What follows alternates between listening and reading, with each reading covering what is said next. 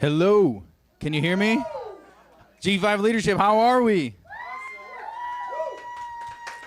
We love to be on time, so we want to get kicked off here. And just a few quick announcements before we get started.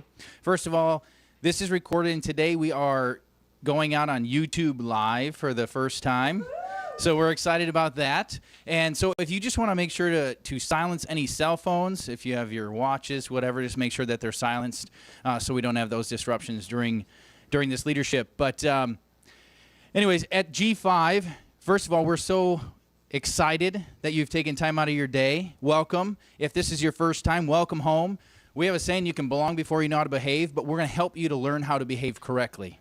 And so we do have some things that we want to talk to you about as we get started, because it's very important at G5 that we understand the culture of honor that we have in place here. And so what that really means is we have Tim and his family go out all over the country, and they do this leadership stuff for major organizations, over 50 different industries. And so it's very important that when you come to G5, you understand that we have a culture here where we don't transact anybody. We're all a bunch of beggars just looking for their bread. We all want to learn, we want to grow, we want to develop into who God's called us to be. And so that being said, you know, we have folks that come and we just want to make sure that we're not exchanging phone numbers. We can love each other here, but then we go out and do our business and we can come back and just get filled up. And that also extends to social media. So, you know, people will, honestly, they'll come in and they'll be here at G5, and I love, we love them. We love them here at G5, but please, I mean, I don't accept any friend requests, LinkedIn, social media, Facebook, Instagram, all of that stuff. That's not what I come here for. I come here to learn and to grow and develop and not exchange phone numbers, not to sell anything.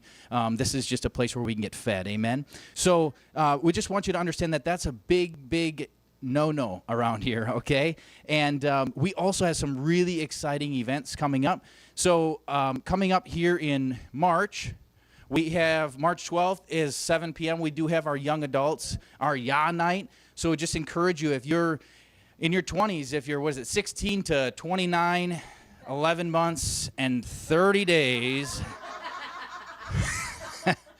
I missed it by more than a day, so I can't be too bitter. But anyways, if you're a young adult, we would just encourage you to plug in here on the 12th of March.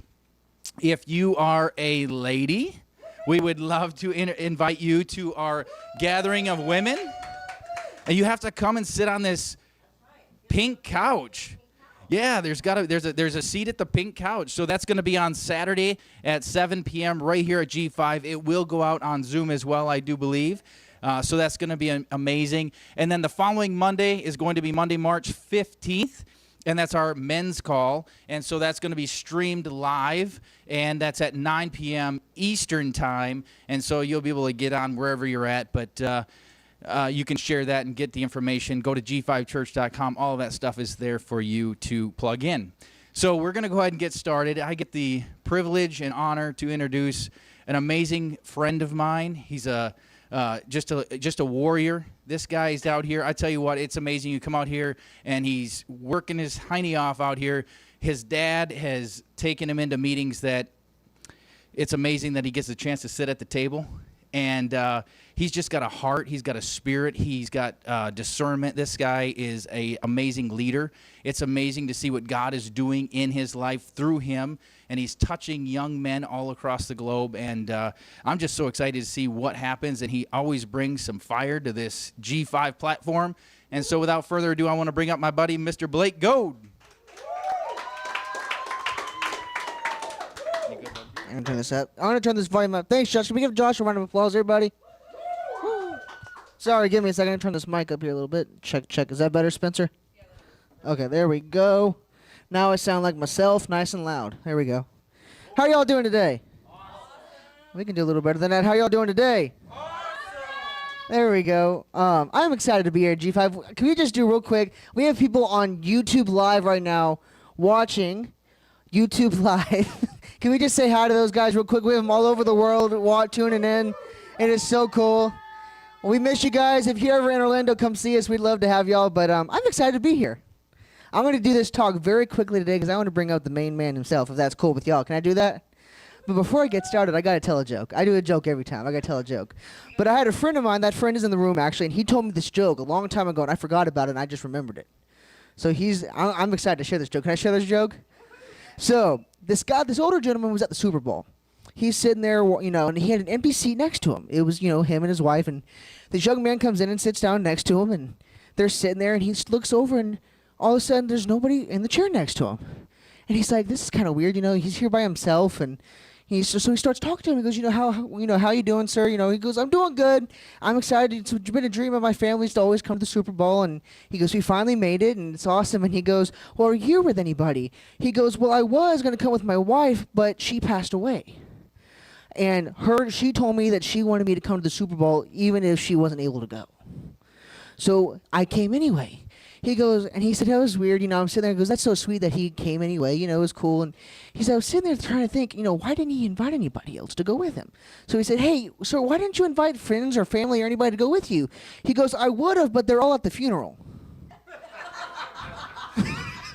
So I love the innocence of that. That's so cool. Is that not good? But I would love to have the innocence of that guy. To go, hey, I promised. I promised, nothing, But I'm excited. I think it's good, If you can't tell, Mr. Hill was the one that told me that joke, so you can. So, but I want to jump in to my talk real quick. Can we do that? I'm going to be very fast today. Today I want to talk about. I'm excited about this. I want to talk about the 3 villains of leadership. The 3 villains of leadership. And we all think when we think of villains, I think of like Darth Vader.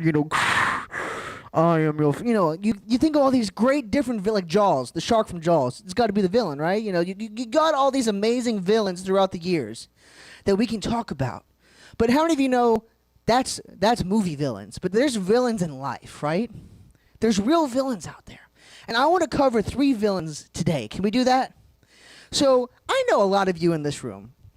You could say I know you, but a lot of times I don't know you that good, right? But I know there's something out there every day trying to take you down, trying to destroy you, trying to distract you, trying to take you out of the game. And I believe point number 1 is one of the biggest ones, and I'm going to go very quickly today, is number 1 is yourself. One of the biggest villains is yourself. And I love this, is when I focus on more than, on myself, more than I do the team and the culture, it affects everybody else around me. So basically, selfishness. There's this book I read, and it talks about selfishness in it. I ain't going to name drop the Bible. But, there's this book I read. But if y'all want to go read it later, go read it later. But I love it because in the Bible, it covers selfishness so much. And selflessness. There's a difference there. Selfishness. But when you put yourself over the mission and don't show up on time, how many of you got those friends in your life? You're like, I'm going to be there at 4, but you got to tell them you're going to be there at 2 so they actually get there at 4. Yeah. Showing up on time. I ain't going to comment on that. That's good. That was good. There was somebody in the back row, they all went. They all looked at him. That was good. I got to love it. But we all got those friends. I had those friends, and when I was younger, my mom and dad always taught me that being early is being on time. And you're thinking, well, that doesn't make sense. Being early is being early. That's not being on time. I always tell people I would rather be an hour early than 2 minutes late. And you're thinking, well, that's a waste of time. I said, no, it's not, because I was always taught if you're there early, there's always something you can do in that time that you're waiting. You can read a book, you can listen to an audio, you can go talk to people, you can go do whatever you can impact somebody in an hour that most people can't impact in 5 years. That's right. So I would rather be early than being on time. So yourself, one of the biggest things that my dad always taught me is, number 1, I ain't going to, getting up early and making your bed. How many of you know you join the military, the first thing they teach you is not how to run or march or any of that. They teach you how to make your bed. And you're thinking, well, I was raised by 2 parents. They taught me how to make my bed. You're thinking, well, no, if you knew how to make your bed, you'd make it. But how many of you know you join the Marines and they teach you how to tuck in every little corner and crevice, and every day you get up. How do you know if you make your bed, you feel like you've accomplished something already? You've accomplished something. You've accomplished something. And I love this. I notice when I've seen people and they don't prepare correctly. Prepare.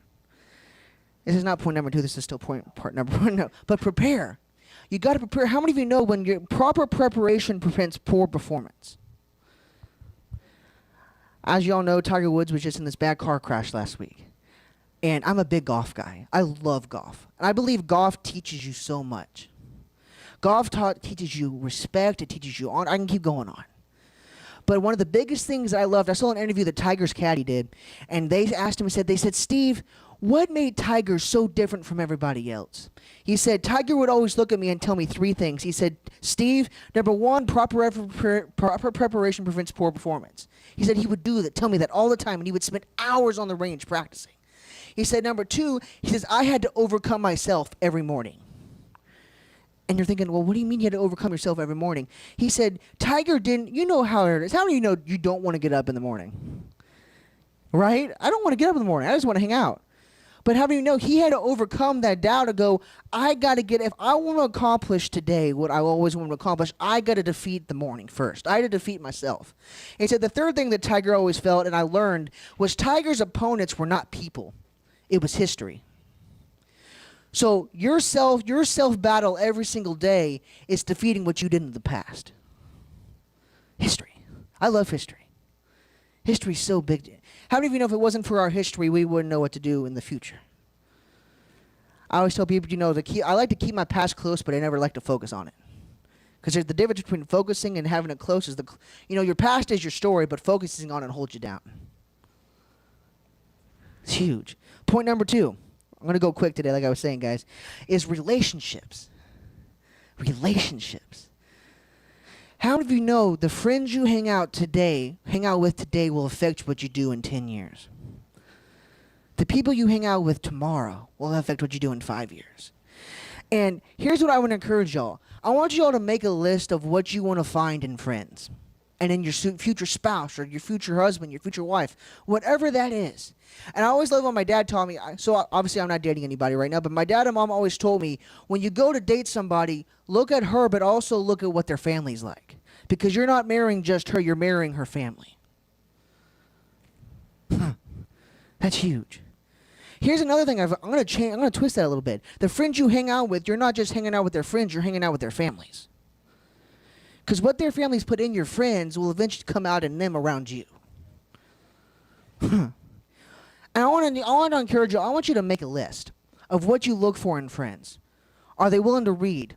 Are they willing to listen to audios? Are they willing to talk about the serious stuff that you guys need to talk about at this early age, guys? Because how many of you know this next generation, my age and younger, are going to be running the world in the next 20 to 30 to 40 to 50 years? Because I have a big burden on my heart, and my sister does too, is to make sure our next generation doesn't miss the opportunity to pass the baton the way we need to.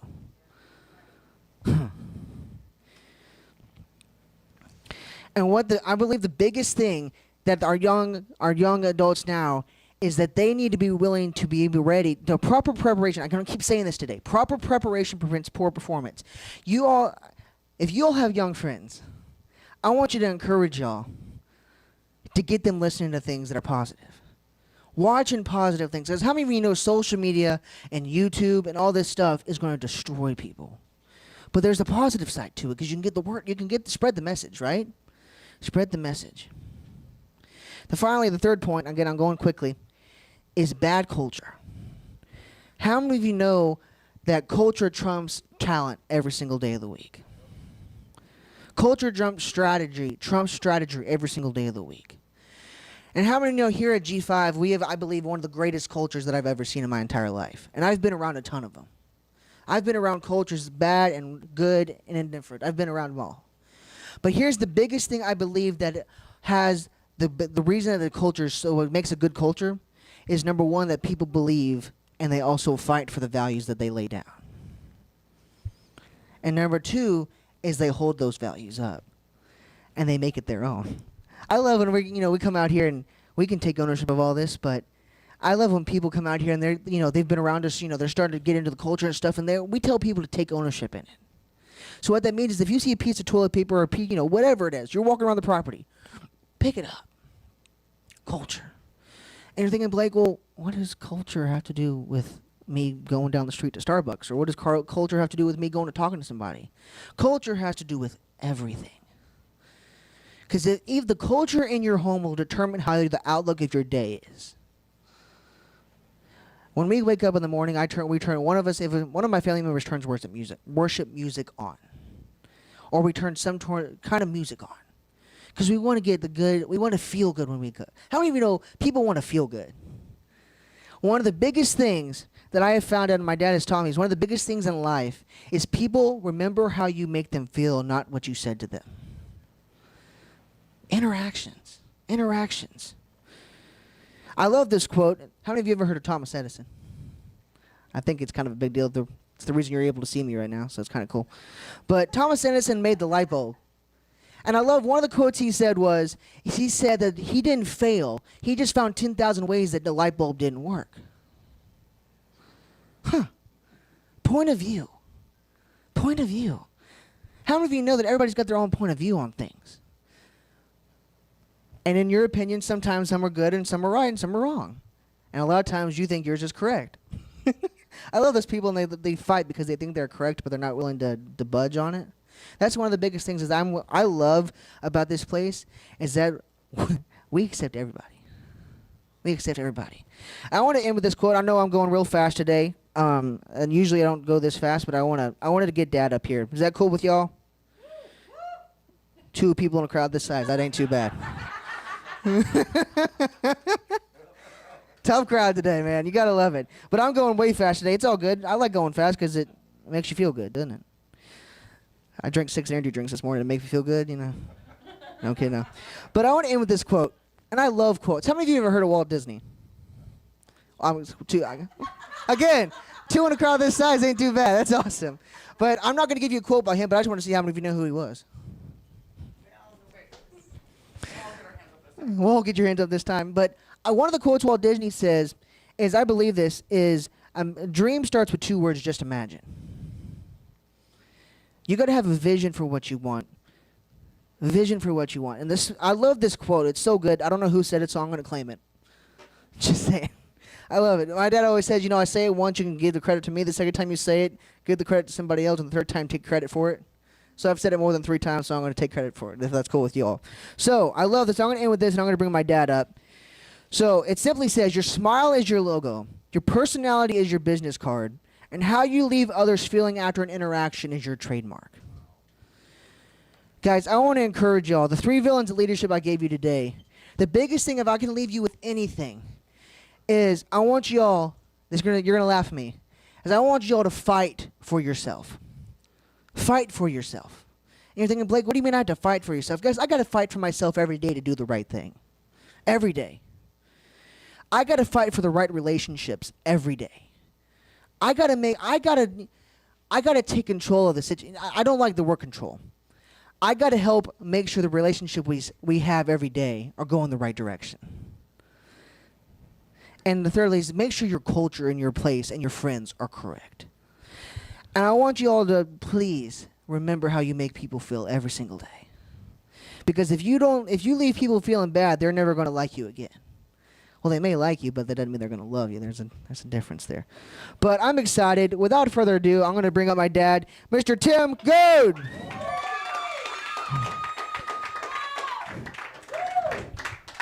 Let's hear it for Blake Goad, man. I love this. Wow, way to go. You killed it. Sorry, I've got my hands full here today, and in a lot more ways than one. I tell you that right now. I want to say thank you to Trina Noel. They just showed up. Trina, if you're watching, hope has arrived, and I'm grateful. I just want to let you know that.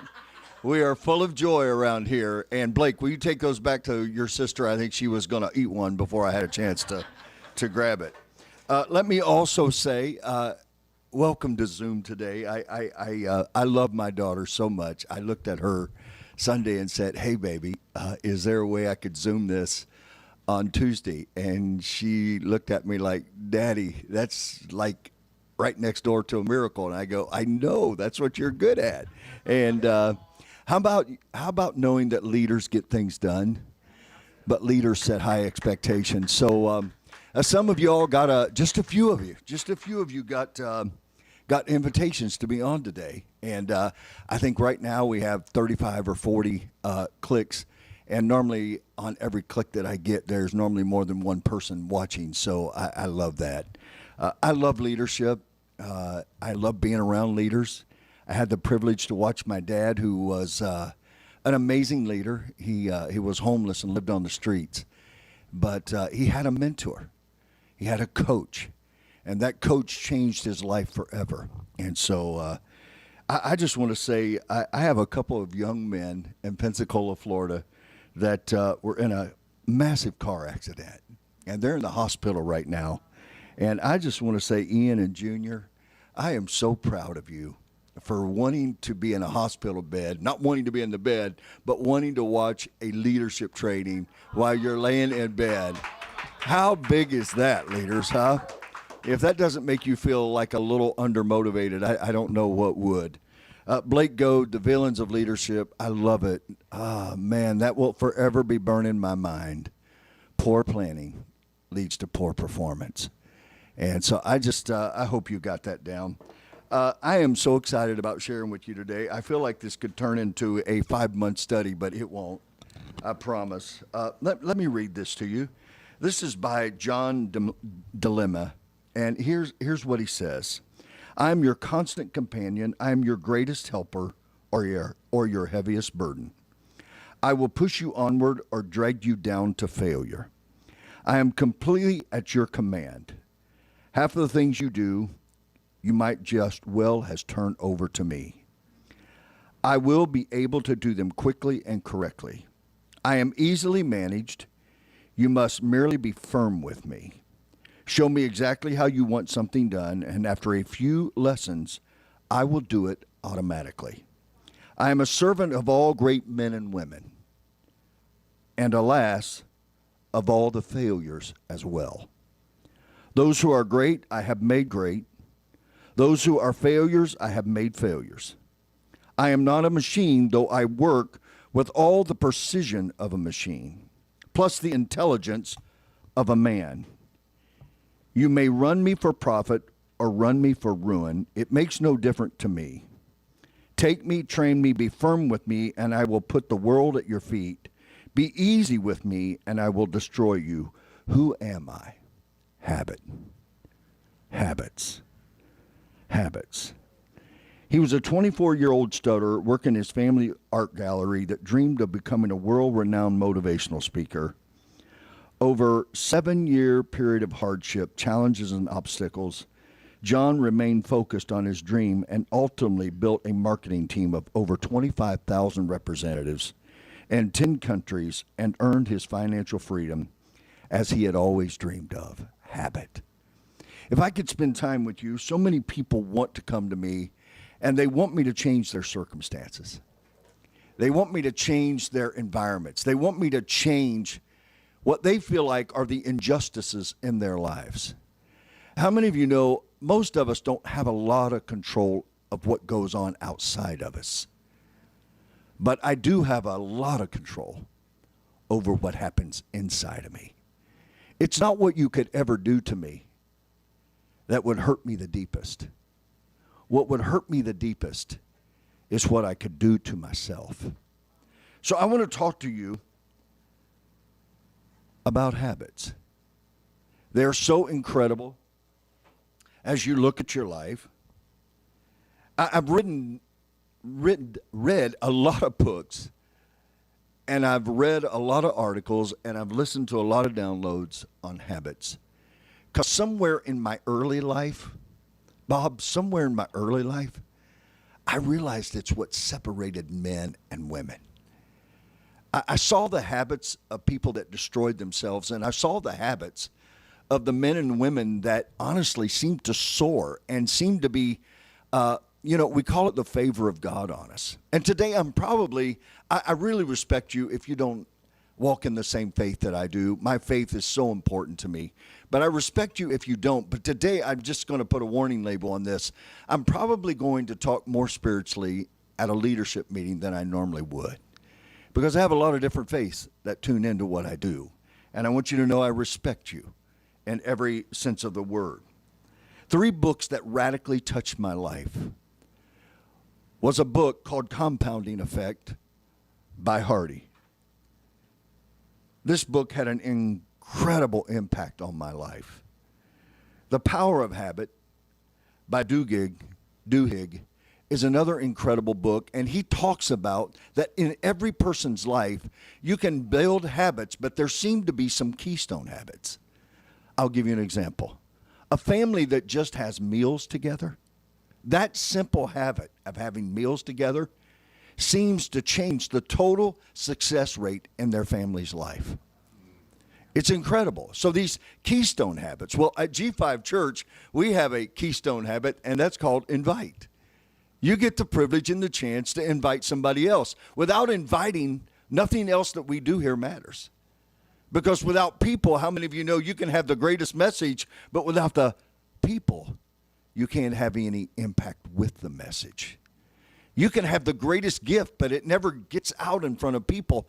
It doesn't matter. So that's why a lot of people come to me, leaders, that are doing normally $80 to $100 million and they want to get to $1 billion, or they're doing $1 billion and want to get to $15 billion, or they're doing $15 billion, or they're doing $72 billion and they want to double their companies. I want to tell you today, it is a myth that that's a growing organization. It is a myth that that is a growing church. The truth of it is the people are growing, and when people grow, every organization grows. Is it any wonder that Jesus says, I want you to grow in grace and in knowledge and in favor? Jesus grew with favor with God and with man. So I wonder in your industry right now, I wonder in the endeavor that you're on, I wonder where you're at in that mission. I wonder where you are, because I want to tell you there's no such thing as being stagnant. You're either growing or you're dying. You're either moving forwards, you're not sitting still. If you're sitting still, you are slowly going backwards. And by the way, some people call that growth. Growth is just we're going to go backwards slowly. You cannot sit on yesterday's success. You know what I'm talking about. This is a great time to talk about this because we're at the end of February, am I correct? Coming into March. We're in March, getting ready to go into. So, hey, welcome to my world. I don't ever know what time it is or what day it is. I'm telling you, I just got to get up and do my habit. You know what I'm talking about? So March 2nd. So can I tell you something? Hey, hello, welcome up. I'm glad I'm speaking to you today.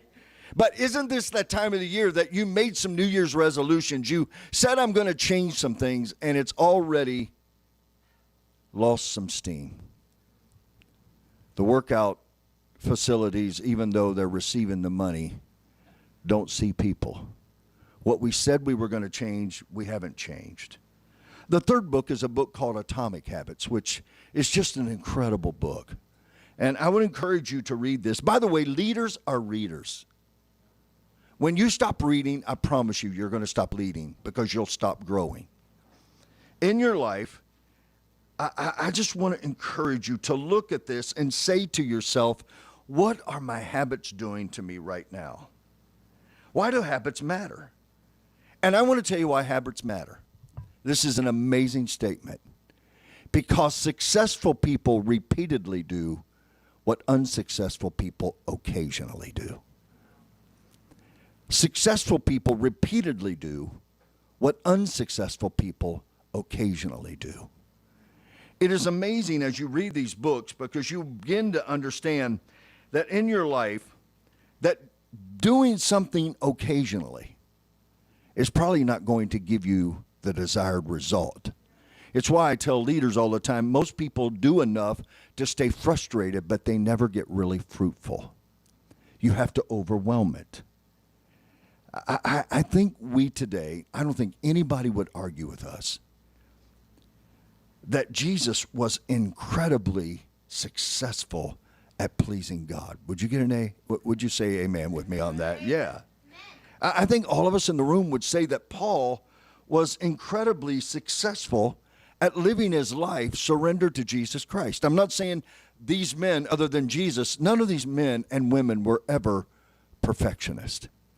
but they really, really work towards excellence in their lives.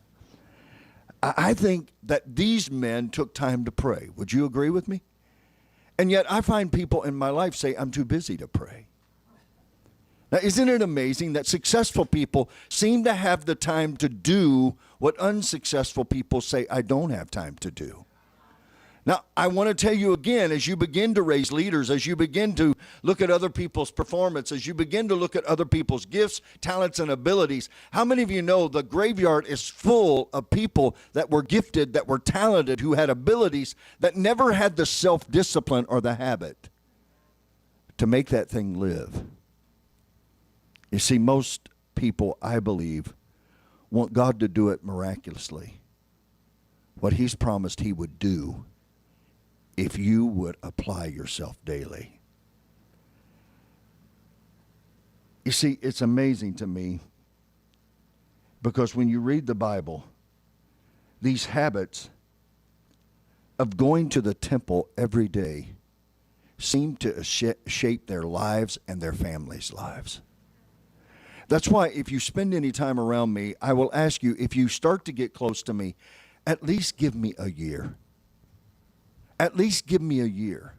We live in an instantaneous society that says, I should just instantly get this. In a moment, it seems like you can watch a movie, and from birth to death, it can happen within a 2-hour time frame. How many of you know life goes fast, but not that fast? We see people in movies fall in love and have these incredible relationships, and we think that they just happened because there was this romantic moment and this cosmic happening in the world, that we don't understand that all great relationships happen because we develop the habits of healthy people in relationships. Yeah. I think Covey said it. Our habits will make us or break us. We become what we repeatedly do.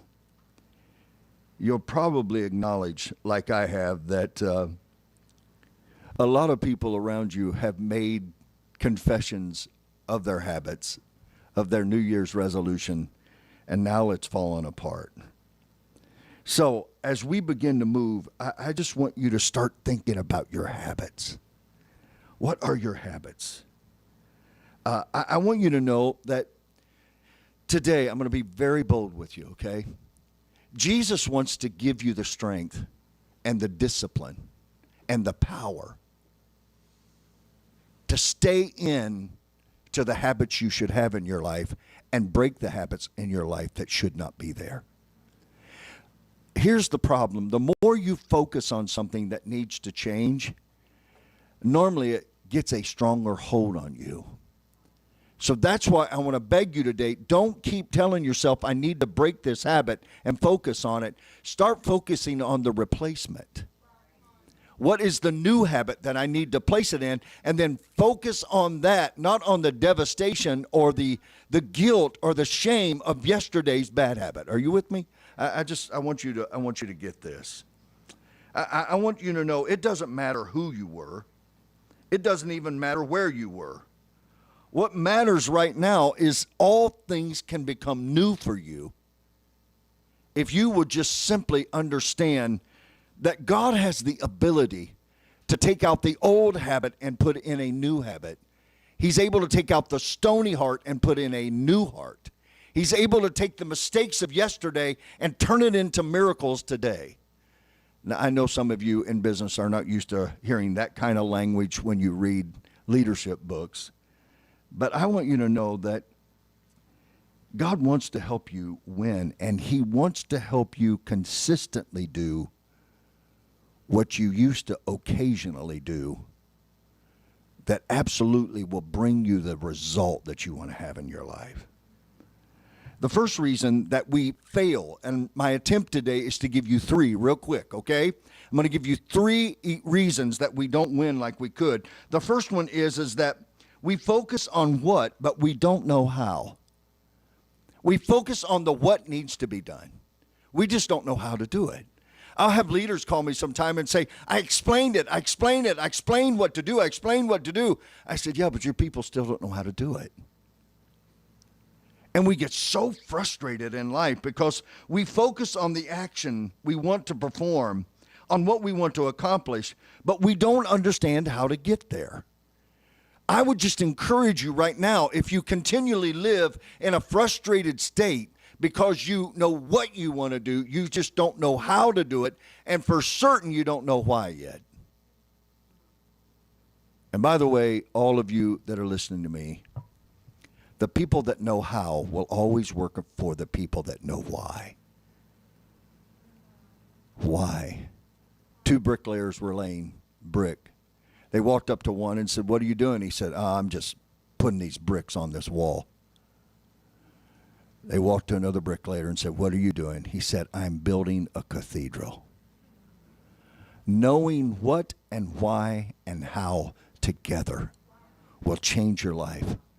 I'm talking to somebody right now that is stuck. You have gifts, you have talents, you don't know what your next level of success. Some of you are in a transition, some of you are in a spot, some of you are just coming out of college and they've taught you a lot of what? And now you're about to get in the game of how and why. I want to encourage you today. Here's what I've noticed in life. Are you ready? Almost everybody I know, for the most part, has the same similar goal. When you survey 100 people in the same category, almost every person that is healthy will tell you, I have this same goal. I have this same thing I want to accomplish. My goal this year is honestly, it's the same almost with everybody else. I don't meet a lot of people that say, I just really have set a goal this year to destroy my health. I don't meet anybody doing that. Maybe you do. Now, I meet people who built the habits to do that, but they don't have the desire to do that. It's a desire that has never been disciplined. And by the way, the proof of desire is pursuit. The proof of desire is pursuit. So many people say, I desire, but there's no pursuit. For all of you that are dating right now, you'll know if the desire is there for pursuit. And it's not just the pursuit for lust and gain. It's the pursuit for love and longevity. So here's what I found out. When it comes to finances, I don't think anybody starts the year and says, boy, I hope I blow my finances to pieces this year. I just hope, this is the year of all years that I am going to be in such financial devastation, I can't wait. Matter of fact, I'm getting 10 of my friends together, and we're going to do this together. It's going to be I'm going to have a seminar on how to devastate your finances. I can't wait. How to not be a giver, how not to be a saver, how not to be an investor, how just to spend everything I make. I'm going to have a seminar on it. I'm also going to have a seminar on, hey, guess what? I don't have to perform. I don't have to leave the office. I can just keep preparing. I can keep saying I'm getting an education. I just don't want to do anything. I'm going to talk to you about this in a second, okay? Because I see a lot of people that love to think.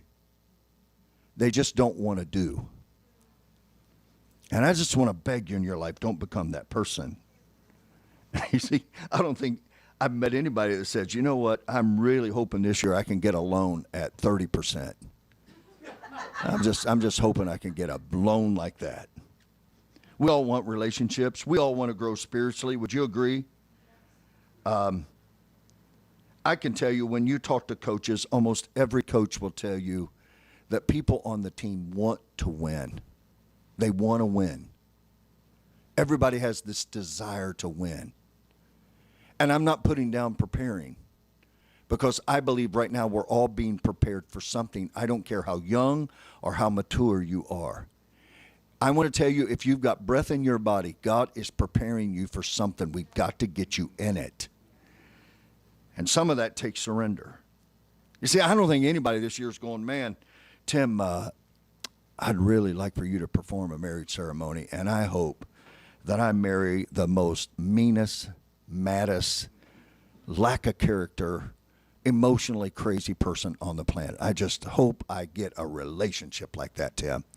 I don't think anybody's going, well, you know what, Tim? If I could get 4 or 5 or 6 or maybe a year or maybe 2 good years of marriage, that would be my goal. I don't think anybody's doing that. So in this book, James Clear, he teaches this idea. I love this. He determines and says that goals do not determine your success, but your systems do. What is he saying? You can have the best goal, but if you don't have great habits, it doesn't matter how big your dreams are, how well intended your goals are, it's systems that will separate you. To directly quote him, he says, you don't rise to the level of your goals, you fall to the level of your systems. We're going to have success at G5. Do you know why? Because we put the systems in, and the hardest thing we've got to do to keep our culture where it needs to be is we've got to fight for the culture that creates these systems that cause us to stay healthy, cause us to be fruitful, keep us moving. We don't get comfortable. We don't say, well, God's going to do it all. We pray like it depends on him, and we work like it depends on us. We are not afraid. I mean, if you study the Bible, you're going to see this all through Scripture. And yet we in the church, we want God to do everything. And if you're not careful, you'll be taught a theology that God will do everything and God won't do everything. If you want a chair, it's pretty certain you're going to have to chop the tree down. He'll give you the wood, but you've got to go build what he does. God will give you the raw material. You are raw material, and he says, now, I have given you a gift. Now I want to see what you will do with that gift. There are people listening to me right now that you are frustrated to no end because you have people around you that have gifts, talents, and abilities, and they are not leveraging them. Either because they can't get control, they can't have it their way, and so if I can't get what I want, I'm not going to do anything. Are you okay? This is important. How many of you would agree with me that Daniel in the Old Testament had a system? The Bible says he prayed 3 times every day. Is it amazing that he gets thrown into a lion's den, and maybe the system that he had poured into himself and the God that he bowed to, he knew that that God would deliver him in the middle of his mess and create a message in the moment of his life when he needed a miracle. See, I can tell you, what made Daniel stand out in society was the fact of his disciplines in his life. The 3 Hebrew children had these disciplines. That's why if I ever sit down with you and we have a cup of coffee, at some point in time, I'm going to be asking you, tell me about your daily routine. Tell me about your systems in your life. Tell me about the habit of your thinking. Tell me about the habit in your life of work.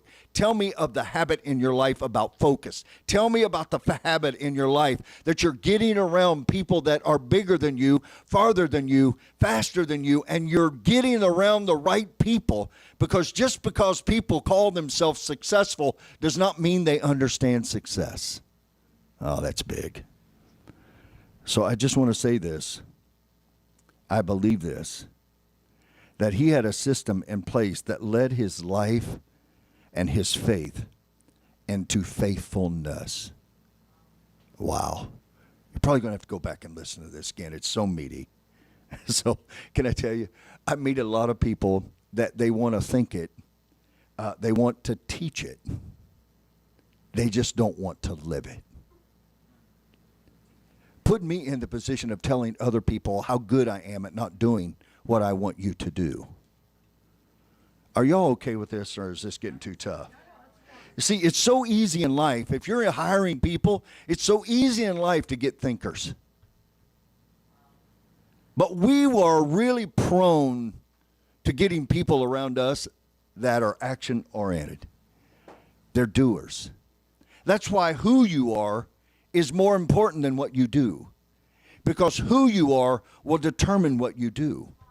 You see, there are just some people, and they're going to come around you, that they don't really want to help you. They just want to critique what you're doing. They want to find out every little thing that you're not perfect at and point it out to you.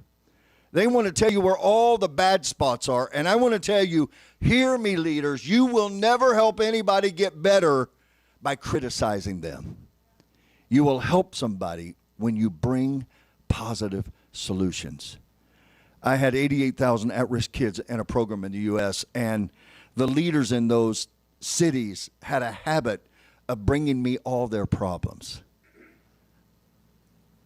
What would you give for a great problem solver? Huh? What would you give? You're either a solution or you're a problem. And I finally taught them, if you are going to solve something, you've got to come back to me with at least, if you're going to tell me a problem, you've got to come back with at least 3 solutions. Give me 3 different options. How many of you know our universities right now are teaching young people how to think and what to think, but do not properly learn the process of thinking? Thinking for themselves. You don't have to look very far in this world right now to see the craziness of the lack of thinking. The Bible says there's a way that seems right, and in the end, that way is going to end in destruction. You can tell what's going on in somebody's thinking by the situation. So here's what I want to encourage you right now. This is a huge statement. We need to change the system that creates the right results. We need to create it. If we fix what we do and how we live, the habits in our lives, the outcomes will fix themselves. I'm going to say that again. That is so big. It means I got to take responsibility. But if we will create the right systems, if we will create the right thinking, if we will create the right habits, the outcomes will take care of themselves. Yeah. I'm amazed when people look up to people and go, how do you do it? And as soon as you tell them hard work and sacrifice, they're like, ooh, I'm out on that one. Yeah, you need to go talk to somebody else. So, number one, we tend to focus on what, and we don't necessarily understand why. Are you with me? Number two is we give up too quickly. We give up too quickly. Have you ever done that? Most people are so close to success, and they give up. That's why the word says, if you can endure to the end. Oh, my goodness, I wish I had an hour just to talk about this. We've got to learn to resist the temptation to quit. We've got to resist the temptation that says this is too hard. We've got to resist the temptation that says, man, this was supposed to be easier than this. We got to honestly learn how in our lives, 92% of all people that set New Year's resolutions fail because we don't see progress fast enough. No, I'm living this. I'm living this. When I was younger, I used to be able to stop eating the way I used to eat, like gorging myself for like 3 days, and I would be back at my ideal weight. I went to my wife about 6 months ago. I went, "Duh, baby, I'm eating nothing, and nothing's changing." She goes, "Welcome." I said, "Welcome to what?" She goes, "Welcome to being mature." How many of you know if you want the same result, we think it should get easier as we grow, and it may get more difficult. But how many of you know it's worth it in life to maybe lay off the almond joys, thanks Trina, to be at the place we need to be? I'm eating grilled chicken and grass. And my friends are so good at sending me things that kind of up my calorie intake. You know what it's like. You go to the treadmill 3 days, and if you get off and haven't lost 10 pounds, it's like, this is not working. Do you know what I'm talking about? Well, yeah, instant gratification. That's exactly right. And can I tell you the other thing? We have in relationships, well, I told her I love her, and she's still not fixed. I told him I admired him, and he's still not fixed. See, we want everybody to get fixed so that we can go on in our way that we see it. Are you okay? So in your life, what happens is we tell people, hey, just don't drink Starbucks for a month. So I'm saying whoever needs it.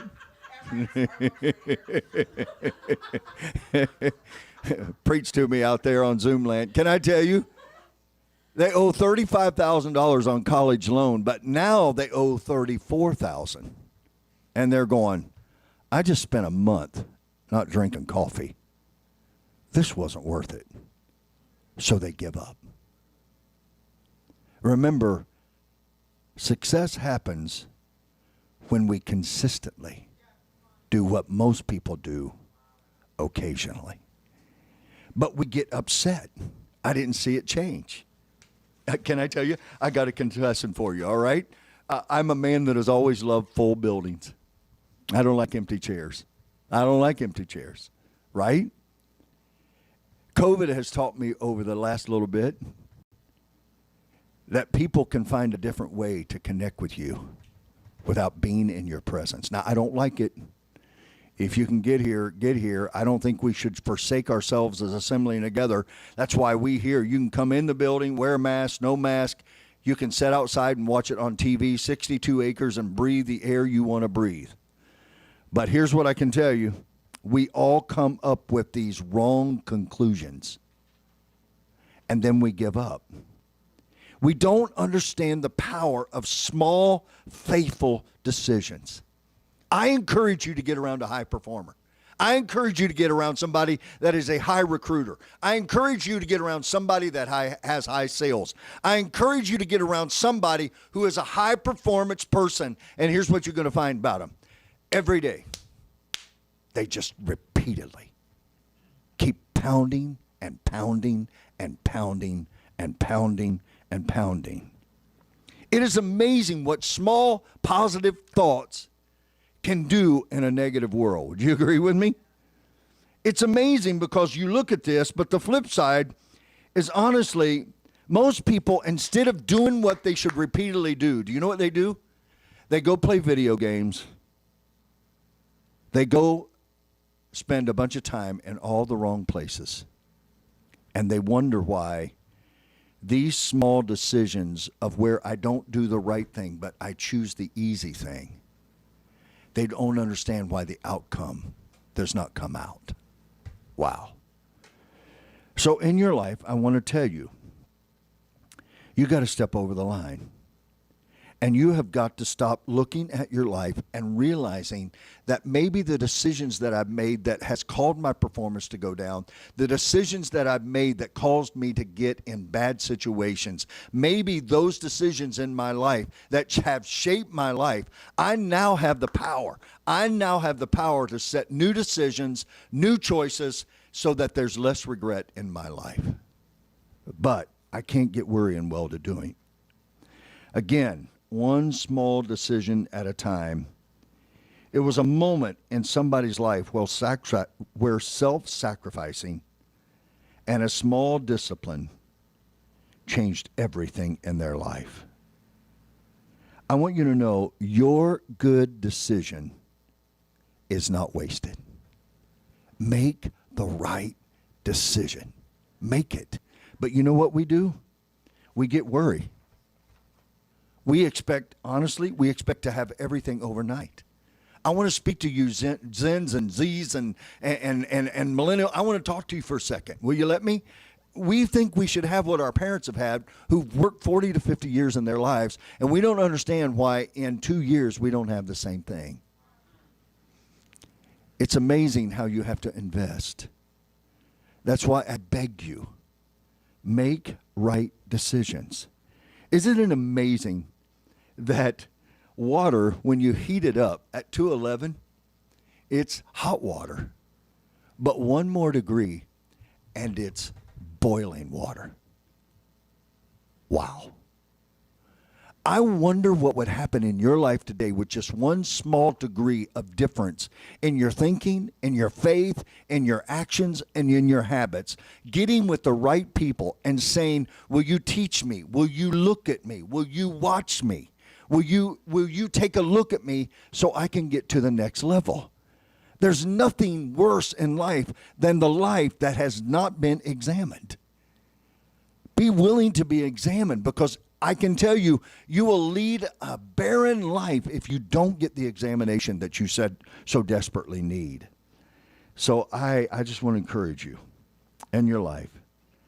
When you add one God-honoring decision upon top of another God-honoring decision, upon top of another God-honoring decision, you're going to find that miracles begin to happen in your life. Remember, unsuccessful people do occasionally what successful people do consistently. You've got to be able in life. This is huge. I wished I had an hour to talk here. You've got to learn how to master the mundane. You don't understand the moments in your life that are sometimes the most pivotal do not look that way. This is one of those lessons you're going to have to go back and listen to, I think. In Galatians 6:9, it says, let us not become weary in well-doing. Let us not become weary in honoring God. Weary in honoring God. Let us not become weary in doing the right thing, for in due season, you're going to reap a harvest. Some of you are setting a budget right now. My friend Harold is big on this. Man, you young people, you 13, 14, 15-year-olds, if you just put $1,000 away for 10 years, you will have over $1 million. Is that right, Harold? 2 or 3 million by the time, yeah, at your age, by the time you're 40 or 50? Well, no, at 60. At 60. If you put away $2,000 a year when you're 19 for 8 years, just 8 years, you have $2.3 million at age 65. So did you hear that? I hope you were able to hear that. I hope you were able to hear that. So that means I've got to give up a little bit of luxury in my life right now. To have luxury where I never have to worry. If you study Social Security, less than 5% of the people in the United States are able to retire by the time they're 65. Isn't that amazing? Because I spend it all right now. Right now. I get it all right now. The third thing is this. Are you ready? If you're ready, say, I'm ready. I'm ready. Why do we tend to fail so often? Number 3, and this is so huge. This is so huge. It's because we have a distorted identity that sabotages our success. What I'm basically saying here is you're your own worst enemy. Because you don't know who you are, you don't make decisions that will absolutely be the best decision in your life. When I was a young man, my mother used to meet me at the door when I was 13 and 14 years old, and I was going off to be with my friends. And this is what she said. Your mom and dad probably said this to you too. They would say to me, don't forget who you are. And then as I was walking to get on my bike, she would say to me, and don't forget whose you are. What was she saying to me? Tim, your image of you is going to cause you to act different than other people. You see, some of us in this room, we actually like to watch people fight. Do you realize they have paid for view to watch 2 men get in a ring and beat the living snot out of each other? Do you know that, right? We like to watch people fight. So as kids growing up, we used to like to watch kids on the playground getting fights. You'd be like, woohoo, fights on, let's go. And as an adult, if you're not careful, you'll run out the door and watch 2 people beating the mess out of each other, and you'll be like, ooh, this is going to get good. And then all of a sudden you remember, hold on, I'm an adult.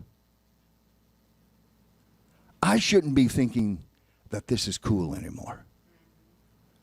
My identity of who I am determines how I respond in any situation. If you don't know who you are. I was talking to a young man one day. I was taking him to really a detention center. He had done some things and they were putting him away, and I will never forget, we were riding, it was about 1 a.m, and I was taking him back to this home. And he said to me, he said, Mr. Goad, did you ever do anything in your life that you were embarrassed with, that you wished you wouldn't have done? I said, well, son, I don't know anybody alive that can ever say they didn't do anything they wished they wouldn't have done. Right? He said, well, sir, let me ask you a question. What kept you from doing it? I said, because I did not want God to take his anointing off my life. I knew as a boy that God had a plan for me. If you know you're a high performer, you'll never act like a low performer ever again in your life. Your identity will make you choose friends. It will make you read books. It will get you in situations that will cause you to rise. If you don't feel worthy, you will continually put yourself in places that God never intended for you to be. It's one thing to walk into a place in your life and be different than walk into that place and become what they are. Oh, come on. Come on. This is big. This is big. So in your life, what I want you to know is if you can give yourself a year where you can begin to plant a new crop inside of you and begin to let Christ make you brand new from the inside out. You see, trials and temptations, I'm starting in the book of James tonight, so if you get a chance, tune in to G5, okay? But here's what I want to tell you. Trials and temptations happen outside of me. James says these things are going to go on around you. And then he has the audacity to tell us, but temptation happens inside of you. It's not the water outside of ships that sank the ship. It's when the water that's outside of the ship get inside the ship that's sunk. See, some of you are self-sabotaging yourself. And I just want you to know, when you read the word, you're going to find out that God always, when he comes to a man or a woman, he almost always changes their name. Because when he changes your name, he changes your identity. I'm not going to preach that today here, but go listen and you'll find out. Identity shapes choices. Ladies, if you think you're not worthy of being loved, you will continually go with men that will devalue you and abuse you. Men, if you think that you're not worthy of the respect and honor, you will continually put yourself in situations. You will continually show up late. You will continually perform less than anybody else. It's identity. Do you identify? I have a friend of mine that he was an alcoholic, and one day I was with him, and he kept saying, I'm an alcoholic, I'm an alcoholic, I'm an alcoholic. And I said, don't ever say that to me ever again. Every time you say it, you reinforce it. I want you to tell me that I am a brand new person. I'm brand new. See, right now, today, in leadership, we have a chance right now to develop new habits. Power of Habit says it. Atomic Habit says it. Before they said it, guess who said it? God said it. God said, if you will get these spiritual disciplines in your life, everything will change. That's why I just want to challenge you today. Are you willing to do it? So I want to encourage you. Don't start with the do's in what you do. Start with the who you want to be. Don't start with the, I got to do this, and I got to do this, and I got to do this. Start with the who. Who do you want to be? Who do you want to impact? Whose lives do you want to absolutely be a blessing to? Who are you? Who are you? Don't forget who you are. Don't forget who you are. By the way, I used to tell our children all the time because we just raised our kids differently. And I used to tell them all the time, kids, we're not better than anybody, but we are different. But that's not a pride thing. That's actually a mindset thing. So if any person be in Christ, they are a new creation. The old has passed away. Behold, a brand new performance, a brand new action, a brand new example, a brand new gift. Will you just promise me today, as I wind this down, because I want to honor you today, will you just promise me today that you won't allow ego and pride and insecurity and brokenness and woundedness drive your life any longer? Will you now say, I am free, and I am free to be all that I was created to be? And by the way, I'm a high performance. I am blessed. I am highly favored. In leadership, I can just tell you, I have impact that only people dream of. Doors are opening for me that no man can close. He's making a way for me in the middle of the desert. He is creating water for me and a green oasis in the moment where I stand. Some of you right now are in the middle. I'm telling you, you're making decisions right now, and you keep making decisions on your yesterday's identity. You're with people you shouldn't be with. You're taking instruction from people you should not. And you're not being all that you were created to be. Let me tell you this, I close. You'll know you're in the right spot because the right people, the right place, the right purpose, the right prosperity, the right progress will happen in your life. Stop fighting yourself. I want to encourage you today, habits. Habits. Let's get busy. They build us. They can also break you.